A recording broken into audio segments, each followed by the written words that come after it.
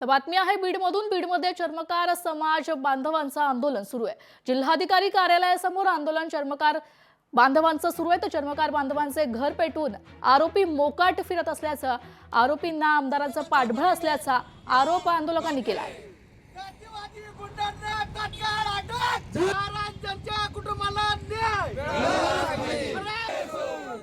25 फेब्रुवारीला गुन्हा दाखल झाला आहे आणि त्या ठिकाणी 11 आरोपी करण्यात आलेले आहे। त्या ठिकाणचा सरपंच असतील किंवा सोसायटीचे चेअरमन वगैरे असे पदाधिकारी म्हणजे ते गावामध्ये कशा पद्धतीने अराजकता माजवत आहेत या घटनेहून आपल्याला दिसतं आहे।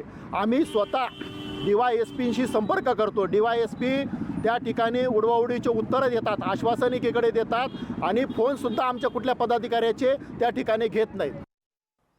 बातमी आहे रायगडातून। रायगड जिल्ह्यातील महाडमधील दासगाव जेट्टीची दुरवस्था झालेली आहे। जेट्टीतील खड्ड्यांमुळे नागरिकांच्या जीवाला आता धोका निर्माण झालाय। होडीत बसण्यासाठी येणाऱ्या नागरिकांना जीव मुठीत धरून चालावं लागतंय। स्थानिक नागरिक आणि मच्छीमार जेट्टीवरून ये-जा करत असताना या खड्ड्यांमुळे अपघात होण्याची भीती आता व्यक्त केली जाते।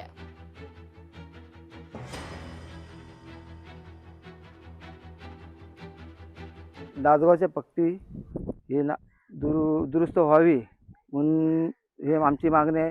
दवाखान्यात जायला, बाजार भरायला, जानेवारीच्या बाजारात हे येतात, त्यांचे पाय खड्ड्यात पडून मोडू शकतात। त्यामुळे पट्टीची दुरुस्ती व्हावी। तर नवी मुंबईत बिल्डिंगच्या पार्किंग पर्यंत आता चोरटे पोहोचलेले आहेत। महिलेच्या गळ्यातील सोन्याची चैन चोरट्यांनी हिसकावली आहे। झटापटी दरम्यान महिलेच्या गळ्यावर दुखापत देखील झाली आहे।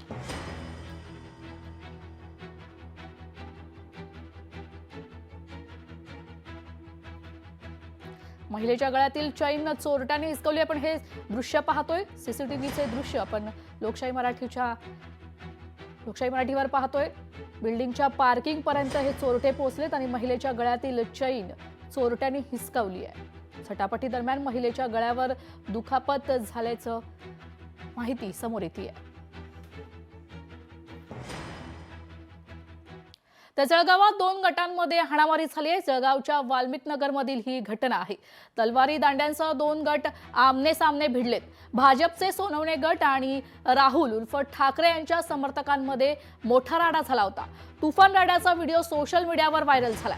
जळगावच्या शनीपेठ पोलीस ठाण्यात याबाबत गुन्हा दाखल करण्यात आलेला आहे। दोन्ही गटातील 7 जणांना पोलिसांकडून आता अटक करण्यात आली आहे।